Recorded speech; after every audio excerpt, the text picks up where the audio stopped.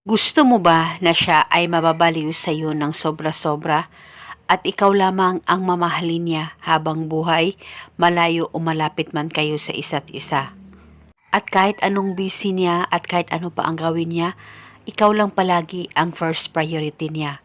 Basta gawin lamang itong ituturo ko sa inyo ngayon na ritual na buo ang loob at tiwala mo.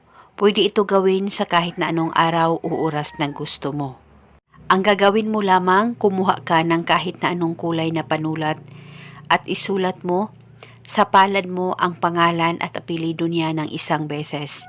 At kung alam mo ang kanyang kapanganakan ay pwede mong isulat ito. At kung hindi mo naman alam ay okay lang, basta alam mo ang tunay na pangalan niya. At pagkatapos mo nang masulat ito, ay ilapit mo ang palad mo sa baba mo at ibulong mo lamang ang mga salitang ito sa pangalan niya dyan sa palad mo. Ako lamang ang mamahalin mo higit pa sa buhay mo. Ibulong mo lamang ito ng paulit-ulit kahit ilang beses.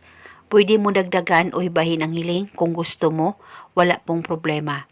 At pagkatapos, halikan mo lamang ng isang beses ang pangalan niya dyan sa palad mo. At natapos na po natin ang ritual, huwag niyo pong kusang burahin ang nakasulat dyan sa palad mo, hayaan mo lang ito kung kailan ito mabubura. At kinabukasan, pwede mong ulitin ang ritual sa kahit na anong oras na gusto mo. Pwede mo rin ito gawin bago ka matulog. Basta gawin ito isang beses sa isang araw at gawin ito hanggang kailan mo gusto.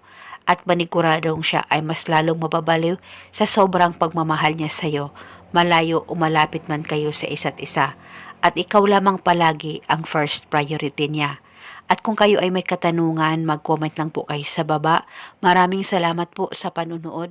May God bless us all.